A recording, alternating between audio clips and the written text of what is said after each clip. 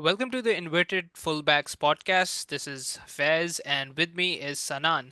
And this week we have, first of all, Sanan's really happy because Arsenal just registered their win, and now they're 3 points closer to Liverpool. Still a bit far away, 9 points away, but big win for you. Yeah, it was good. Honestly, I was just happy to see Saka back on the pitch. I mean, the him scoring in like 6 minutes, like I feel like there was something inside me missing these last couple of months, and now it's back. Yeah, and also Mikel Merino has been really well. I think this was his fifth goal. Like no one expected him to become a striker, and now he scored his fifth goal in 9 matches as a makeshift striker in the injury crisis. But for the first topic of our podcast, we're moving a bit further within North London.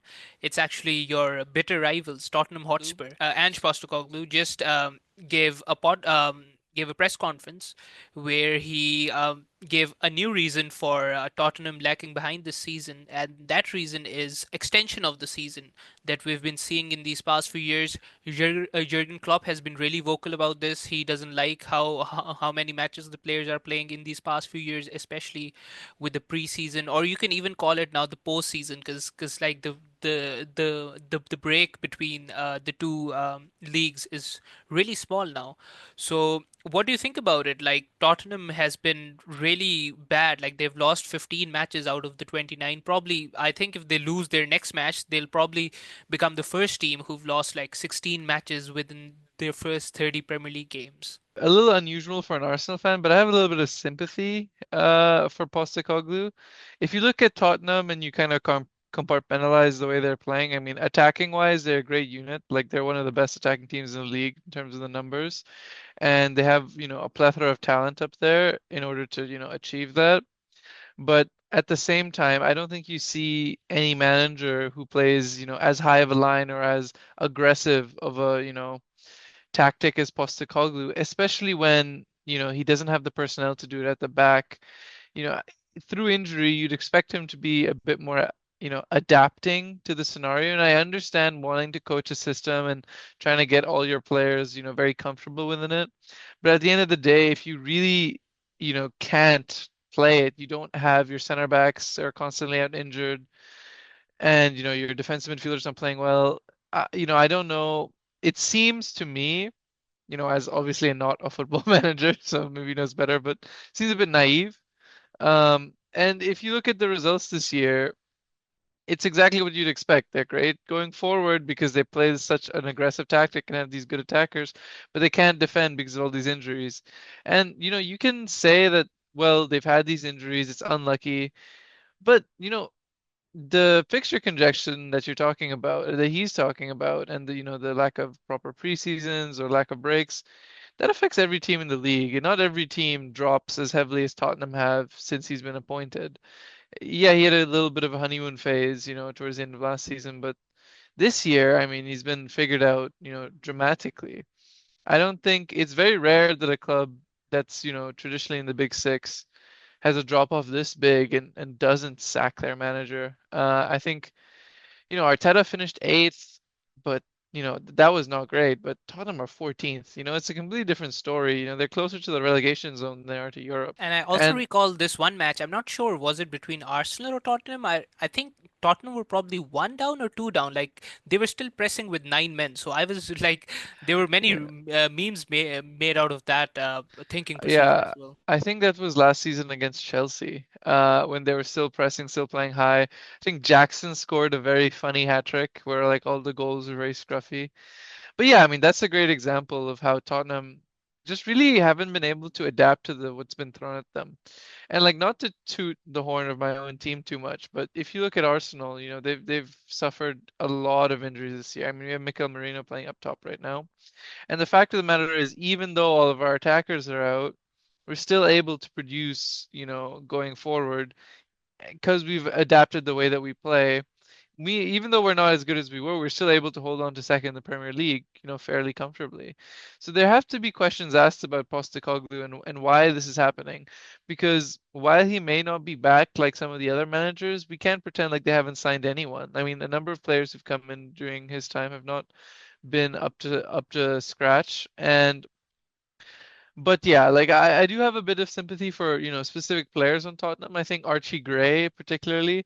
He's an excellent talent, but he's not a center back. And an 18-year-old player who is a center back is going to struggle in the Premier League, right? Let alone a player who's not a center back, who's also that young and has just been brought up to this level and has never played at it before. So, it's a really big thing, for him to try and adapt to. And I can't really criticize him or his performance because one, he's out of position, and two, it's just so much pressure on a player like that, to play with such responsibility, like holding such a high line in the Premier League. One mistake and Tottenham might concede, right? And yeah, I think I do agree, however, we've seen, I think, across all the big leagues in Europe, soft tissue, hamstring injuries like have gone up significantly. I was reading an article on that.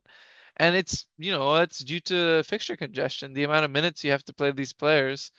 And I think, Tottenham should be more prepared for this next season. They should, along with the other teams, they need depth, and we saw it with Newcastle as well. They've experienced arguably a similar level of injuries to Tottenham, but we still see them, winning a cup, which Tottenham haven't done in like 18 years.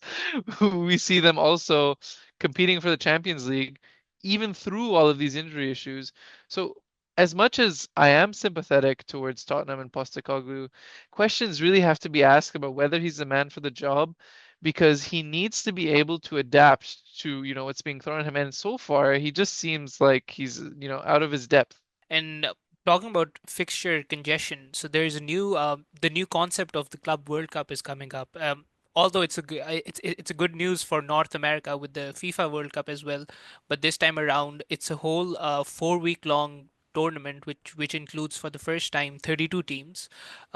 If we just talk about the English teams, there are Manchester City and Chelsea in it, and Man City has also faced an injury sort of crisis this season, and it's not the best when you're preseason, or this would be an extended season because this is not preseason. This is you're just ending up with the Premier League in the end of May, and then you're just traveling to North America to play. I think it starts in the second week of June, so things aren't becoming better. And if they do progress till the finals, that means that you'll be playing almost 7 matches because I believe there's 3 matches in the group stages for the Club World Cup now, as well as there's a round of 16 quarterfinals. So if you include all those matches, that'll amount to 7 more matches. So this for the FIFA Pro. I believe that's the union for the soccer players. I do think so. There is some more noise or some more sound that needs to come from there because it's sort of getting out of control now. Yeah, no, definitely. And it's that's the only break these players get, and now suddenly they have to play even more. Um, and the aspect of that that's interesting is the prize money that's being offered at that Club World Cup is enormous. And arguably, to a lot of clubs, that's a little unfair. The especially in this day and age where many of the clubs, let's say in the Premier League, are hamstrung by PSR rules because they don't make the commercial revenue in order to go forward. A competition offering, I think, uh, participation in the Premier League is 135 million. If you win the Club World Cup, you get almost that much amount of money just from playing in that tournament. And that's a bit for 7, 8 games. The advantage that could give a club over 3 or 4 years is enormous. And yeah, you could argue maybe they deserve it, but a team like Chelsea, and I don't want to again bash on my rivals, at all that much, but yeah, they won the Champions League 4 years ago, but right now they're, not, they might not even qualify for Europe. They've been looking really bad recently, and they get to basically, because of 4 years ago, they get to go to the competition and basically get this financial edge that many would argue that they don't deserve to have given recent performances. So what I would want, from this is maybe a revised format of qualifying because it seems a bit bad. But yeah, I think on the match part, we've seen, so I think more than ever, top players from every club go down with injury, and it's really affecting um, the team's ability to compete and the quality of some of these top level games, and it's unfortunate because you'd hope that there would be, especially in the last couple of years, because this has been an issue that's players have been vocal about for quite a while. I know Rodri, not even before he got injured a couple of years ago, was saying it's ridiculous, and KDB, etc. Number of Man City players are talking about this. I mean, they've played like probably the most games out of any team in the last couple of seasons, but yeah, like I think you are right. There needs to be something done because at the end of the day, it's not viable as well for, smaller teams to compete if they have to have now even bigger squads, like 30, 35 players. That's fine for the big clubs who can go out and spend money, a bunch of money on players. But how are smaller clubs meant to compete when they have to play so many games and they aren't able to fill their squad with, the level of quality of the top teams? And even the FIFA Club World Cup just used to be like a tournament because mostly the European teams just went in the semifinals. Although, with all respect to all of the other continents, they had to play even more matches to progress further in the Club World Cup. But it's usually the European team which comes out on top, wins the Club World Cup, which would. I believe it'll the result would probably be the same. It'll remain within Europe, but now there's a stretch of these 7 matches that you'll have to play.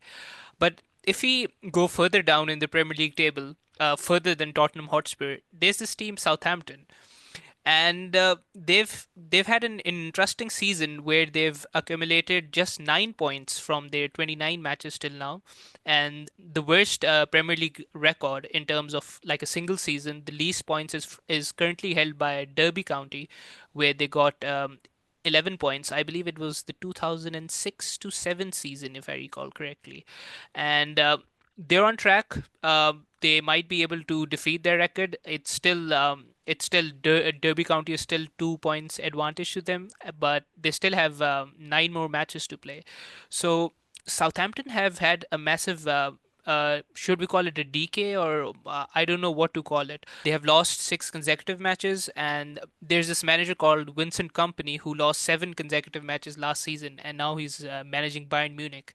So I do think it might be a good omen for the Southampton manager right now, but they're going to face Crystal Palace, who are themselves on a 5 match away game clean sheet streak. So they've really kept it quiet in their defensive third. So Southampton probably the worst season ever for a team if they don't win another match in the next 9 matches that they have in the Premier League. Yeah, it's an interesting, parallel. Crystal Palace are playing like one of the best teams in Europe, and Southampton like one of the worst Premier League teams of all time. And personally, when you're going into the season, looking at the business they did, I thought they would probably get relegated, but they were one of the teams I thought had a chance of surviving. If you actually look, at the personnel in their squad, it's quite decent. Walker Peters, Dibbling, Ramsdale, Ugochukwu, like they have good players in their squad, and you'd think they'd be able to do a little bit more. It's a very disappointing season. I mean, 9 points is absurd.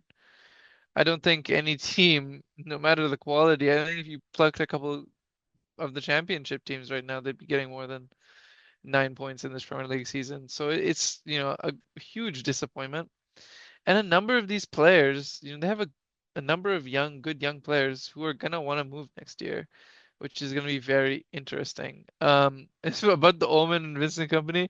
I'm sure if you ask the manager, I'm sure he doesn't feel like he's on a has any good luck coming his way right now. And But I think this is Southampton's third manager, like third manager yeah, within the season. So I think yeah, honestly, I think they should just stick. I mean, at this point, it's pretty much over, right? They aren't really surviving. I think they're 18 points or a bit more of Wolves with 8 or 9 games to go. So, yeah, it's basically impossible for them to stay up. But talking about some of their players, I think Tyler Dibbling obviously is the one that everyone is interested in. There's been stuff in the media about Southampton wanting 100 million. I mean, obviously, no team in the championship is going to demand 100 million for a player. but you've seen him more than I've seen him. Do you think he has the potential of the 100 billion price tag that Southampton is rumored to have on his head? I think when you watch him play, he reminds you of like, someone like Foden or Grealish when he was younger, both being English. Like he's unbelievable on the ball. He's a great dribbler, good passer. There are all like he's obviously extremely talented. And maybe in his prime or in 3 or 4 years he'd be worth that 100 million. But for a team getting relegated to the championship, I don't think, I think some club is gonna next year pay 50, maybe 55, 60, because there's gonna be a big line of clubs that want to get him, right? So, and I wouldn't be surprised if it wasn't a top six club because some of these other clubs have a lot of money. I think someone like Brighton, if they sell someone, I could 100% see them doing this deal. This is the type of deal it'd be all over. It's a great opportunity to get a player who is one of the best young talents in England for, cheaper than he probably should be, if Southampton get relegated. But yeah, he's a great player to watch. I mean, even yeah, I'd say his end product maybe isn't up there yet, but he's a young attacker. He's very dribbly, which is very fun to watch. I think obviously, I think this day and age, there's very few players worth 100 million. Typically most signings over 100 million prove not to be worth it, and he's not obviously not proven enough to be worth anywhere near that. But I think at the 50 to 55 million pound mark, someone is gonna bite because if I think he's one of those players where it's like he passes the eye tests 10 out of 10, So you definitely should, if you have some time, if anyone listening, you should check him out, watch him play. Maybe you'll go look at a compilation on YouTube. That'll be something to enjoy. Now, if you move from an up and coming attacker to an already established attacker, which is Erling Haaland, so he scored 30 goals this season. He's just gotten injured in the last City match. He was pictured going outside from the stadium with his the boot on and with the crutches, and it's expected that he's going to be out for around 5 to 7 weeks. So he'll probably be out for the rest of the Premier League season. So Man City will miss him.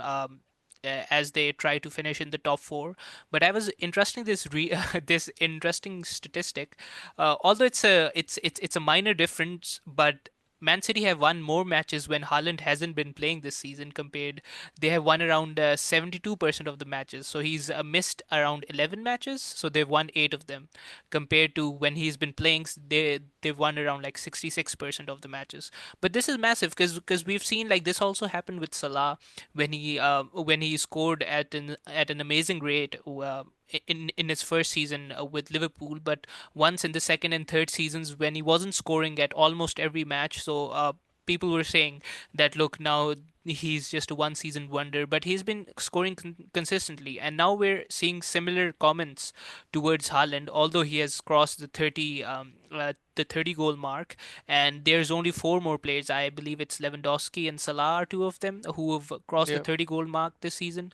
So he's been having an amazing season, like 30 goals for some of the strikers within the Premier League. That'll be a dream, and they'll never be able to accomplish that goal.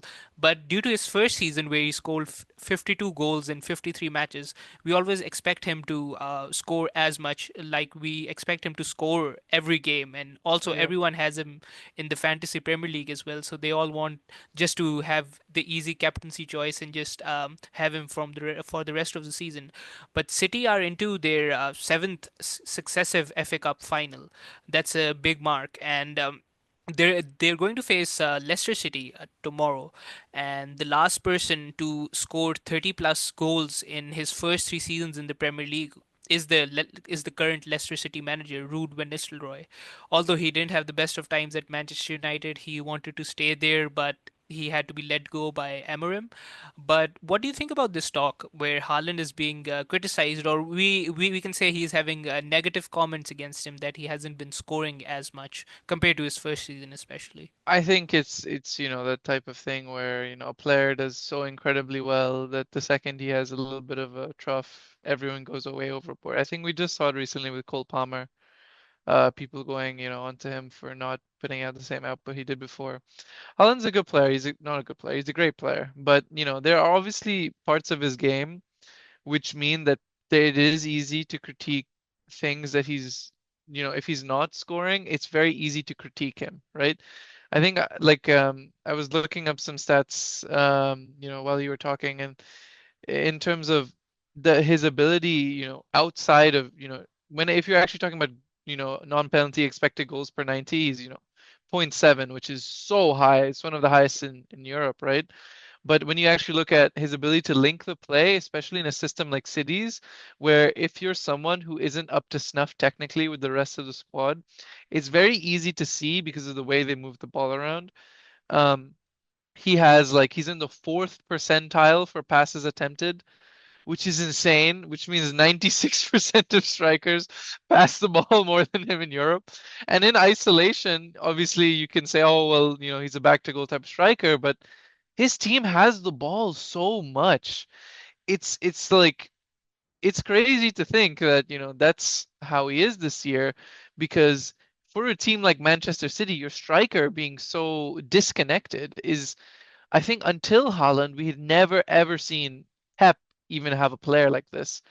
He had Zlatan for a little bit at Barcelona, but he just shipped him off, right? Because he didn't like him. So it's it's easy to see why people can be negative about him because he doesn't fit the mold of what you'd expect in a City attacker. But for anyone to be able to put that level of output, especially in a year where City have looked quite bad at points, it's astonishing that you can be, too critical of him, right? Like, I mean, that's like it's a bit crazy, but at the same time, I get where people are coming from. Because if you watch him play and he's not scoring, it kind of feels like he's not doing much. And that's what the stats do say, right? But he scores so often, and when he does score, they're usually very important goals that it still is very important. And you also have to consider the fact that Haaland is such a big physical presence that his ability to draw defenders away to create space for other players is another thing that makes him such an elite player. And if criticism is to be pointed anywhere, and again, maybe this is my bias coming through, I think it should be pointed at Phil Foden because Foden came off a Player of the Year season into now, being most people wouldn't even take him on this plane to the World Cup next year with his current performances, which if you were to say that a couple of months ago, you'd be crazy because he just came off the player of the season. He's, been was one of the best players in Europe, and this year he looks like a shell of himself. And and you have to say, like, the fact that Haaland has continued to put his output out, the fact that Marmoush has hit the ground running, Savio's not been bad, what is going on with Phil Foden? He seems like the player who's fallen off the most in the City side. And, you know, obviously he's still young, but it's definitely a worrying sign to see this level of drop off, which I don't think I've seen from a player, in recent years on this level. So yeah, I mean, I don't think Haaland deserves anywhere near as much criticism as possibly Phil Foden does for City's performances this year. And it also provides an excellent opportunity for Marmoush, who has scored all four of his goals this season in the home matches. And Man City will play the match against Leicester tomorrow at their home, the Etihad Stadium. So it's an excellent opportunity for him. And with Haaland, how we all expect him to play in Haaland's role, so even further up the pitch compared to when he plays along with Haaland. So I do think he needs to bag his opportunity because we saw it with Julian Alvarez because Haaland was out for some while with injuries when Julian was in Man City and he grabbed that opportunity perfectly. So now it's time for Marmoush and especially with City wanting to finish in the top four, that's Guardiola's goal. I think he needs to step up while Haaland is out for the next 5 to 7 weeks. Yeah, I think this is definitely going to hurt City's chances of top four. But if I'm being honest, like still player for player, City should have the quality to make top four. But to me, it's a bit baffling as to why they're not playing better, right? So I don't know. We'll see. Top four race, we talked about it last week. It's very hard to call, but I still think, City have the quality. It really is just going to come down to how the players perform on the day. If Phil Foden can pick it up to, a better level, Marmoush can fill Haaland's boots. There's a lot of interesting narratives going into the end of the season for City. I think we should flip over to the other side of Manchester possibly and talk about United. Did you see their loss today, 1-0 to Nottingham Forest? Well, I didn't see the match, but I was discussing with you how their ex-product, Anthony Elanga, he was the one who scored the goal. And now Manchester United got the same treatment as Liverpool got. Liverpool has only lost one of their matches this season in the Premier League, and that was against the same opponents, Nottingham Forest, the same scoreline, 1-0. So they've been keeping the big six out of like especially in their home matches. They've been really well. Even I can't recall the score against Manchester City, but I do think it was either they won or it was a drawn match a few weeks ago.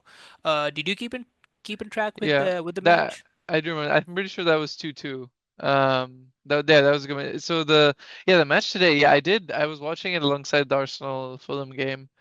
Um, and Forest are just if you look at their underlying numbers, they aren't, you know, like they aren't better than a lot of teams below them, but they have this amazing ability to just lock the game down after they take leads. And after they scored against United, I don't think I thought for a second United were going to come back into that game. Forest are just so secure with their leads. They're very good at keeping games low scoring after they've gone up. The issue is when Forest aren't the ones that score first, what happens, right? But they haven't had to face that much this year, and that's why they've been so successful. But yeah, they're ultra solid defensively, and last week we talked about Dean Huijsen, Murillo, some of these defenders, maybe Ola Aina, it's Liverpool possibly, to replace Trent, but some of these defenders are going to be in very high demand next year, and we're really going to have to see what happens to Forest if they can keep some of the squad together. But regardless, a great performance on the United side.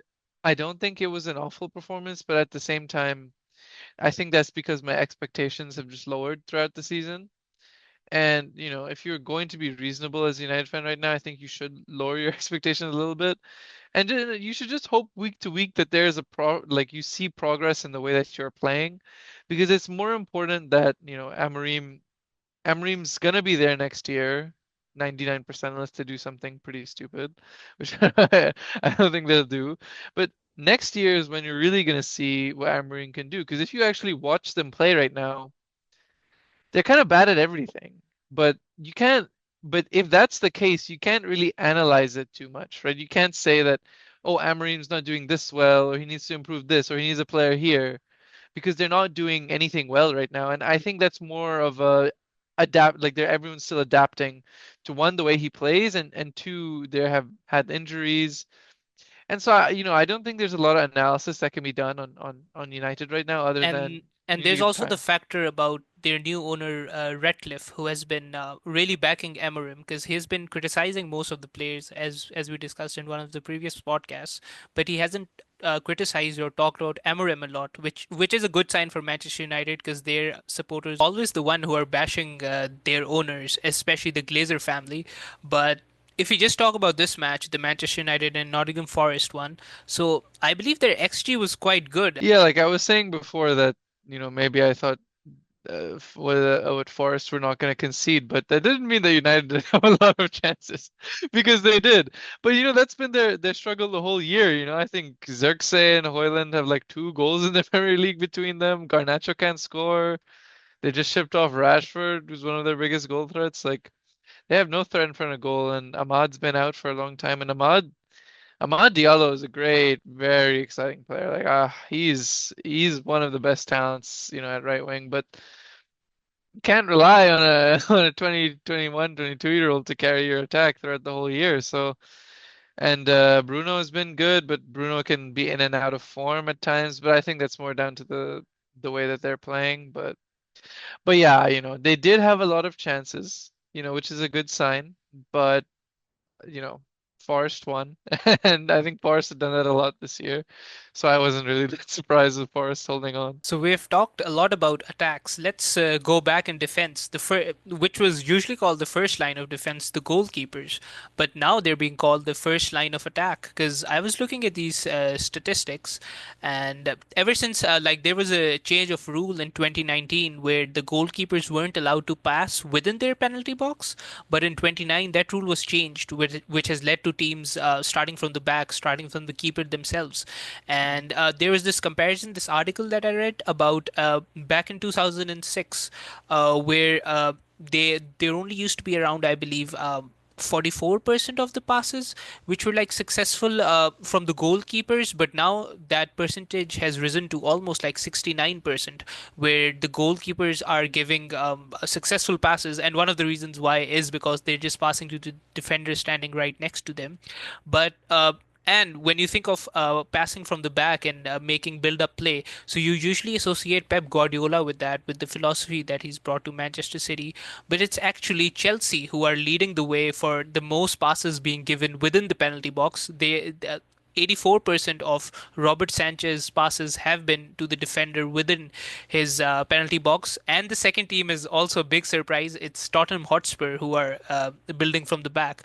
So it's usually we like to associate Manchester City with this sort of starting from the back approach, but it's other teams which have built their own philosophies, which have their own consequences. Some of them are playing well, the others aren't. But then there's also this other mixed bag, and even Guardiola said it in one of his press conferences. I can't recall which match it was, but he said that with the play style of especially something like Nottingham Forest or Bournemouth as well, who aren't that reliant on passing from the back, and especially with Nottingham Forest, who are really into counter attack and just pinging the ball up front and giving to your striker. Because I recall it was either Nuno Espirito or either the Bournemouth coach who said that once you get the ball back in possession, that's usually the best time because the other team isn't structurally, you could say, in their formation, and it's the best time to ping the ball to your striker, and so it's the best goal scoring opportunity at that point. So what do you think about this? Like we all have seen that teams are passing from the back, but there's also this new philosophy coming of the Jose Mourinho style of play, which was like parking the bus and then just waiting for a counter attack. That's also now prevalent in the Premier League. So is there a transition happening from the Guardiola style with now people are being fascinated with teams like Bournemouth, and especially players who have been scoring goals and taking advantage of this new style? Well, yeah, I think that there's two main things that to discuss here, right? I think there's, teams that play out the back like Guardiola style. So Maresca is used to be a assistant coach at Man City. So he's from the Guardiola school of thought, and then that's I think where his style of play comes from. But there's the other, school of thought, which is high pressing, high intensity football. And when these two, things clash, what you're going to see is teams that like to play out the back are going to constantly try and break the press of another team that's pressing high. And there's many ways to do that. And, you can see teams that evolve over time and change, right? So you talked about Bournemouth and the way that they, are more direct to their players when they get the ball. So a good example of this is if you look at, we talked about Dean Huijsen last week. You see a number of his passes are long diagonal balls, right, to the wings or, to the striker, because they like to get the ball up the pitch and then, win the second ball and play like that instead of actually passing through the back because it bypasses the press of a lot of teams, right? And other teams, right, like to pass through it, like Chelsea, Tottenham. And while this can be more effective in the sense that it draws more players into you and gives you more space, if you're able to beat the press, it also introduces more risk because there is the ability or a larger probability that you lose the ball in the build-up. And if you lose the ball, building out from the back, logically you're way closer to your goal, you're way more likely to concede. So these different styles have different merits and they achieve different things, and a lot of people have been likening the way Mikel Arteta plays to, something like Jose Mourinho. But what you've been seeing with Arsenal in the last couple of years, since the introduction of Kai Havertz has been there, is that they're playing kind of like the first style I said, where you get the ball up to your attackers, you win the second ball, and you play on from there because they kind of added that to their game where they can play up to Kai Havertz or they can play through the defense, right? So that's two different facets of play, and it means that teams have to be more wary when they're pressing so high because Arsenal have the out ball to someone like Kai Havertz and they're willing to play it. So And this lull links back to the goalkeeper aspect because in both of these types of play, which are the two most popular ways in, in order to counteract, high pressing teams, you need a keeper that can either play accurate long balls or can play well with your defenders to play out of the defense. And in both of these cases, you desperately need a player like that, right? And this is why we see, the value of goalkeepers going up and up and up because there's so much risk in having a keeper who can't play the ball against teams that can press high because he's going to give the ball away when he's trying to play a long ball and he's going to give the ball away when he's trying to play a short ball, and in both cases you're giving opportunities straight to the other team. Now we talk about Chelsea as one of the teams that pass out of the back, but one of the reasons it's not that successful at times for Chelsea is because of Robert Sanchez and his inability at times to play out of the back. And this is, it's a very interesting study of how the game is constantly evolving, right? So we see Pep Guardiola style come in, then we see Jurgen Klopp style popularize in the Premier League, and they're, counteracting each other. And then, you see an evolution where now teams are bypassing the press instead, adding a new dimension to their game. So it's very interesting to see, the knock-on effects of all of these things. And I think the knock-on effect of people like Guardiola and Klopp is the need now for goalkeepers to be able to play the ball because you need to be able to bypass these, high presses. Otherwise, you're in a lot of danger. And it's also the fact that I was also recalling Nottingham Forest's striker. I hope I'm pronouncing his name right. Evaniyi.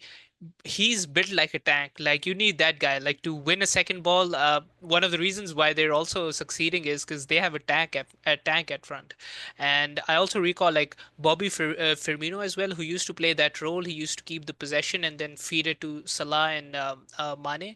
But yeah, the role of the striker is very essential. I haven't seen that much of Havertz, so I can't say much about his physicality. But it's working for Nottingham Forest.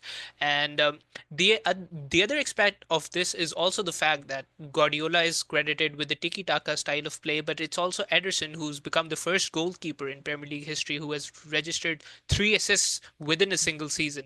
So he's also giving the long balls as well. It's not just the short passing within the penalty Yeah. box to build up play, but it's also the fact that he's also keeping an eye on Haaland and the other attackers, and he's trying to make sure like if the other team is pressing high up, so he gives the ball, pings the ball up front, which is why he's registered the 3 assists this season. Yeah, and it's for top teams, it's always about adding different ways in which you can hurt your opponent. If you're too stuck on doing one thing, it's very easy to counteract that. And the ability for these teams to, go long, go short, do these different types of things is what makes them, even more dangerous.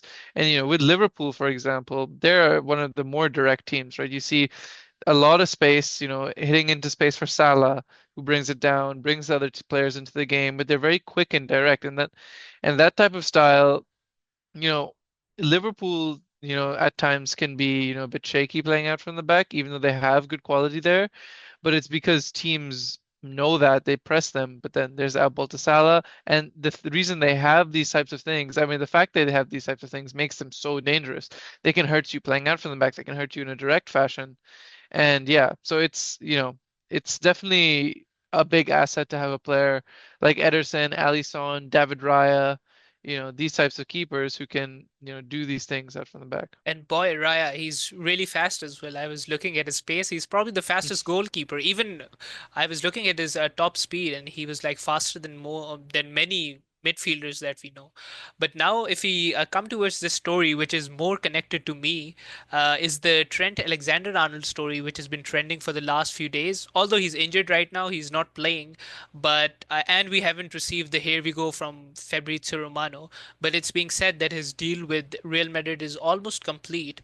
And this guy, what a career he's had at Liverpool, even till now. Even if he doesn't extend his contract at Liverpool, but he's been there since he was 6 years old. He graduated from the academy, almost like a Steven Gerrard sort of career till now, where like the hometown hero, where he's won the Premier League with the club, he's won the Champions League and also the domestic leagues as well. And he's almost like transformed the right back role because no one expected someone to give so many assists and do so many goals. Even with the free kicks, he's been really good with the free kicks as well in the previous seasons, and he scored 22 goals and provided around, I believe, 86 assists in the almost 350 games that he's played for Liverpool.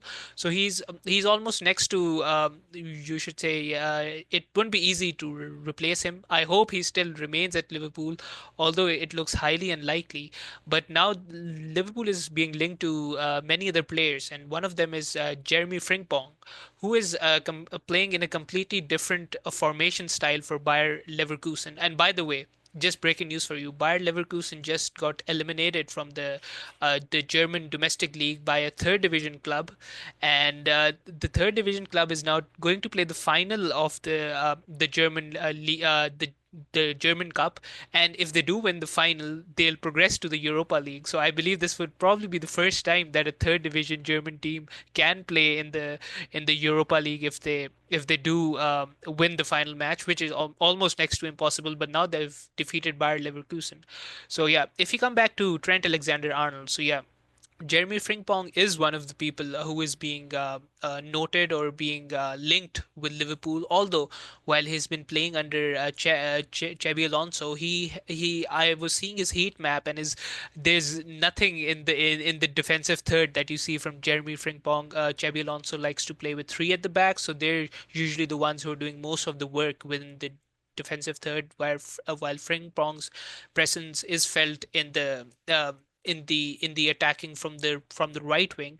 And if you just talk about the options available for Liverpool, they have Jarell Quansah, who is playing as a makeshift right back, but the preferred right back would probably be Connor Bradley, who at just 21 years old is the captain of his country as well, Northern Ireland. So that means that the Northern Ireland head coach has seen something in him which made him the captain at just 21 years of age. And if you compare the heat maps between Trent Alexander-Arnold and the very few matches, if you compare them to Bradley's been making these runs on the right side of Salah, because Salah plays in the right wing. So if we go towards the next season, most if you just analyze the heat map, you'll get to know that Salah would have someone on his right side always who'll be there making the off the ball runs and give a similar cross like Trent. Although I'm pretty sure no one can give a cross like Trent, but he'll always be there because he's a runner. He probably has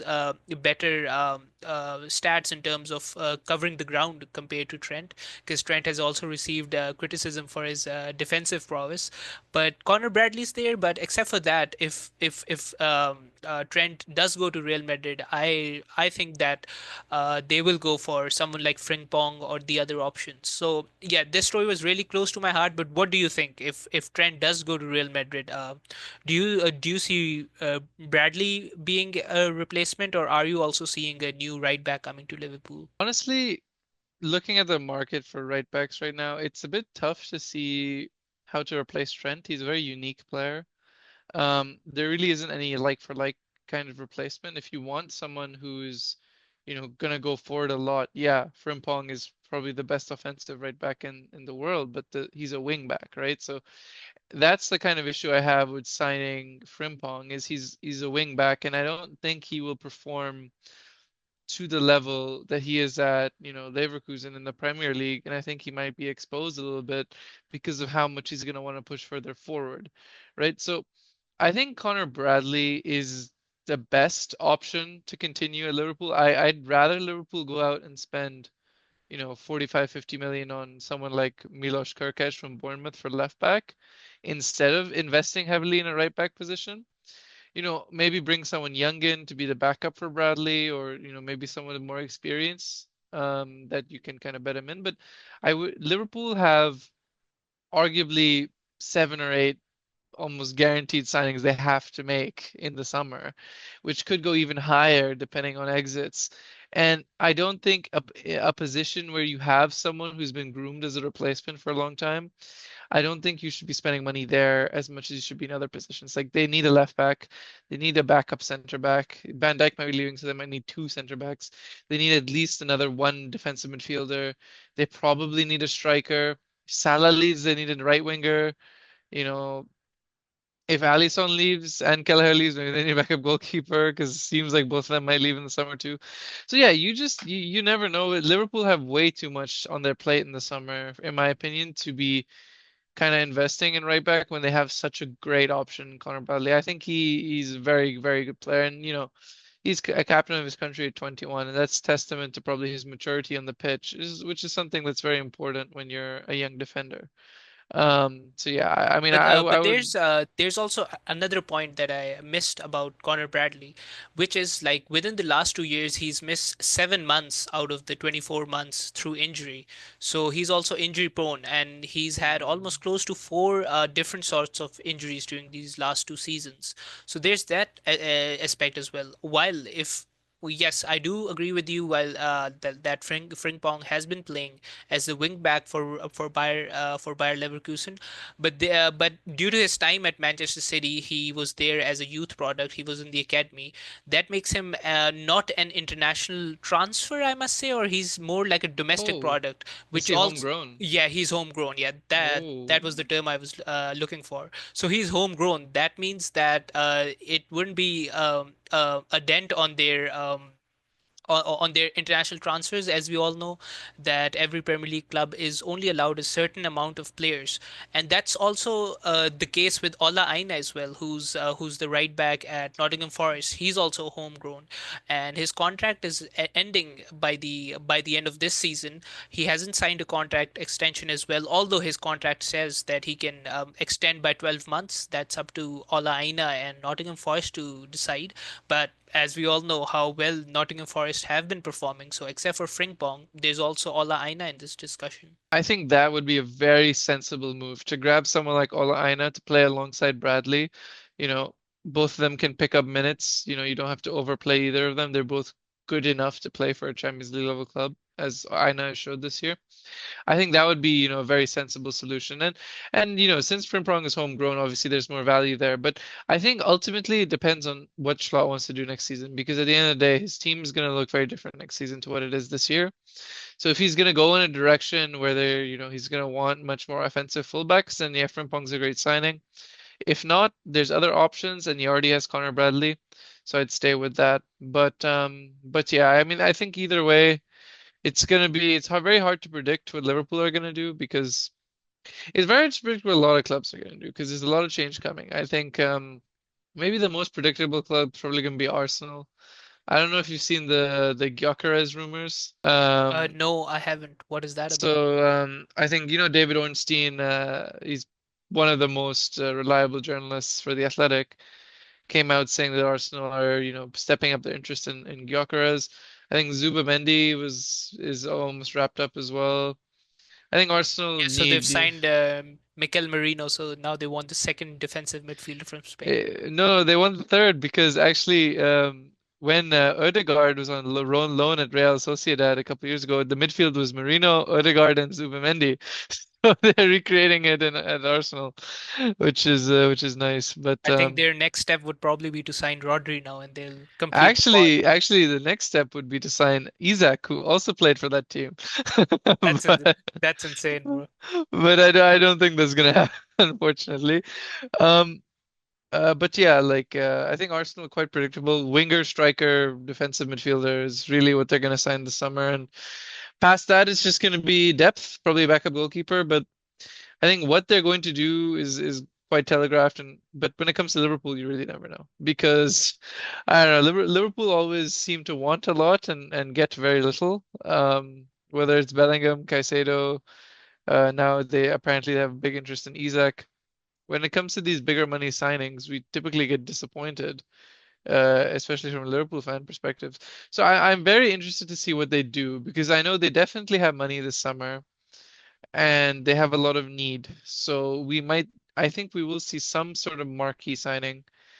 What position that is, I could not tell you, but we'll And see. we also saw it last season how Moses Caicedo I shouldn't be calling him a traitor because it's up to him to make a decision of which club to join. But with the talks of Baleba, he's been playing really well for Brighton.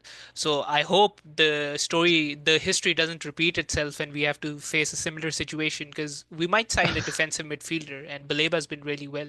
I He's been playing think really well, really well. if we want to dive deep more into transfers, I think Ederson from Atlanta would actually be a great option for Liverpool because I think Gravenberch's best position is either in a two or pushed further forward. So Ederson is kind of like a destroyer, right? Like he's kind of like a proper defensive midfielder, but he can still play the ball. And I think he would be great for Liverpool. You know, someone like him. I know Zubamendi is on his way to Arsenal. That would have also been good. I don't know what the situation was last summer. I think he turned Liverpool down because he wanted to stay at Sociedad for another year or something. And the excuse given over there was because he wanted to stay with Sociedad, but his thoughts have changed after a season. Well, you know, when the bigger club comes calling, obviously.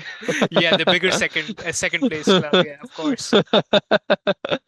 Yeah, Yep. So but yeah, now, Ederson yeah. would be a great option. Anyways, yeah. So now, as we head towards the last part of our podcast, where we always discuss the Major League Soccer, so probably the biggest match for us too was probably the match between the Vancouver Whitecaps and Toronto, where there was no goal scored. The Toronto goalkeeper performed really well. Vancouver had some close chances, although they've been missing their centre back Blackman, who also scored a goal two weeks prior, and even their left back. I don't know how to pronounce his name, but I'll try to pronounce it. Adukube or something like that. They've been missing him as well.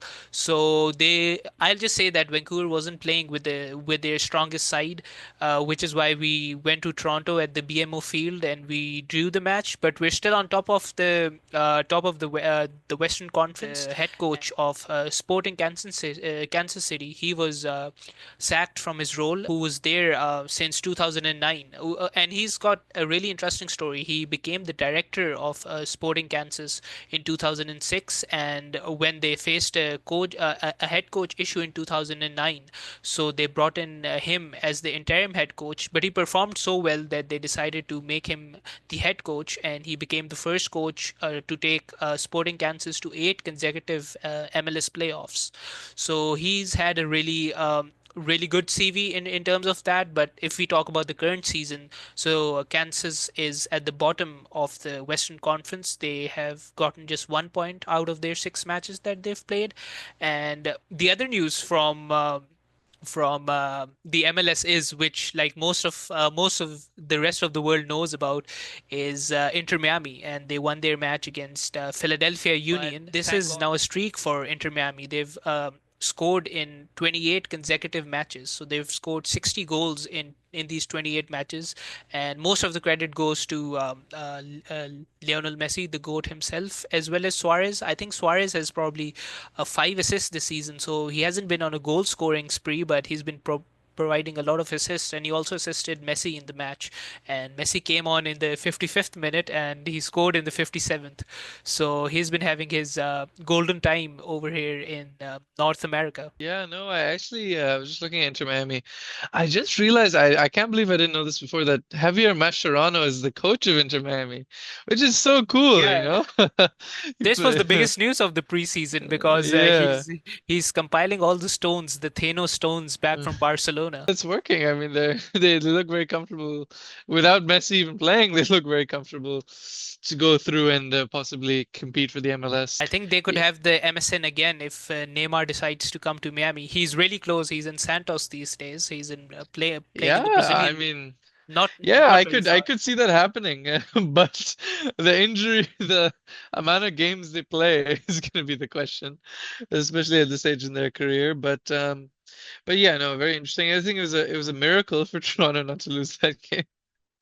Toronto looked very bad, but you know, Insigne played, which is a rarity. So I'm sure everyone in the stadium enjoyed his annual appearance on the pitch.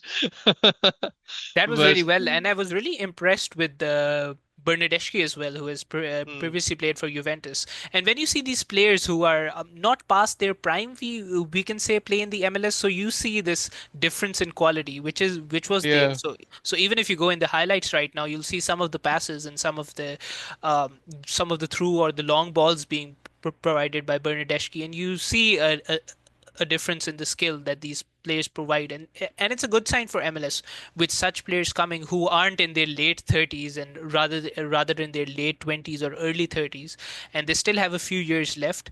So also with Christian Benteke as well, he's been playing really well, and now Wilfred Zaha is also in the MLS. So these players will improve the overall quality of the MLS. definitely. And you know, a couple of those players could still contribute to top European teams, and the fact they're in the MLS is a great sign.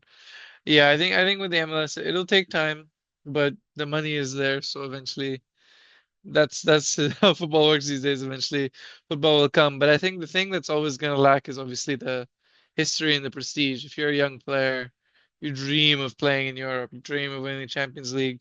Unfortunately, for now, no one much dreams of winning the MLS. And I missed out on one of the statistics. I got to know that this is the first clean sheet for Toronto after 13 matches. So it's probably a good sign for at least the Toronto's defense. Although I hope Insigne and Bernardeschi stay non-injured and they score a few goals as well. But Yeah. Vancouver kept it quiet. Yeah, I mean, good thing there's no relegation in North America because we would not see a Toronto team next year.